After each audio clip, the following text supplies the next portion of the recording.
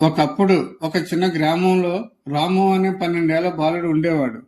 రాము వాళ్ళ నాన్న ఒక సామాన్య రైతు. ఇల్లు గడవటమే కష్టంగా ఉండేది. కానీ రాము వాళ్ళ నాన్న ఎప్పుడూ ఒక మాట చెప్తూ ఉండేవారు. రాము, మనం పేదవాళ్ళం కావచ్చు, కానీ మన మనసు మాత్రం ఎప్పుడూ శుభ్రంగా ఉండాలి. ఎదుటివారి రూపాయి కూడా మనకు వద్దు. ఒకరోజు రాము స్కూలు నుండి ఇంటికి వస్తుండగా రోడ్డు ప్రక్కన ఒక పాత తోలు బ్యాగు కనిపించింది. రాము అది తీసి చూస్తే అందులో కట్టల కొద్ది డబ్బులు, బంగారు గొలుసు, కొన్ని ముఖ్యమైన కాగితాలు ఉన్నాయి. రాము జీవితంలో అంత డబ్బు ఎప్పుడూ చూడలేదు.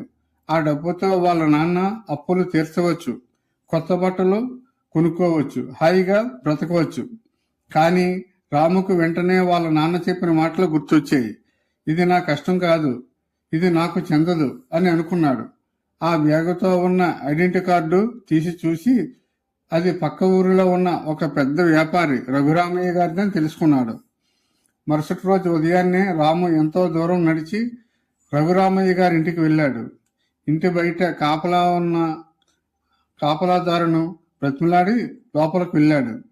రఘురామయ్య గారు అప్పటికే తన బ్యాగ్ పోయిందని ఎంతో దిగులుగా కూర్చున్నారు. అందులో డబ్బు కంటే కూడా ఆయన వ్యాపారానికి చెందిన అత్యంత కీలకమైన పత్రాలు ఉన్నాయి.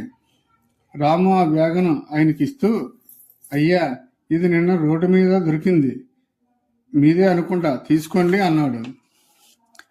రఘురామయ్య గారు ఆశ్చర్యపోయారు. బ్యాగు తెరిచి చూస్తే అన్నీ భద్రంగా ఉన్నాయి. ఆయన సంతోషానికి అవధులు లేవు. ఆయన రాము నిజాయితీని పరీక్షించాలనుకుని ఒక 1000 రూపాయల నోటు తీసి రాముకి ఇస్తూ, ఇది నీకు బహుమతి, తీసుకో అన్నారు. రాము సున్నితంగా తిరస్కరిస్తూ, వద్దు సార్, మా నాన్న చెప్పారు, వేరే వాళ్ళ వస్తువును తిరిగి ఇవ్వటం మన బాధ్యత, దానికి ప్రతిఫలం ఆశించకూడదు అని. మీ వస్తువు మీకు చేరింది, అది చాలు నాకు అని చెప్పి అక్కడి నుండి నడుచుకుంటూ వెళ్ళిపోయాడు. రఘురామయ్య గారు ఆ చిన్నపిల్లాడి మాటలకు ముగ్ధురాలయ్యారు. వెంటనే రాము తన వెనకాలే ఊరికి వెళ్ళి వాళ్ళ నాన్నను కలిశారు. రాము గొప్పతనం గురించి చెప్పి, మీరు మీ అబ్బాయిని చాలా గొప్పగా పెంచారు, ఇంతటి నైతిక విలువలు ఉన్న పిల్లవాడు దేశానికి ఆస్తి అని కొనియాడారు. రఘురామయ్య గారు ఊరికే ఉండలేదు. రాము చదువుకు అయ్యే ఖర్చంతా తానే భరిస్తానని మాట ఇచ్చారు. రాము బాగా చదువుకొని పెద్ద ఆఫీసర్ అయ్యాడు.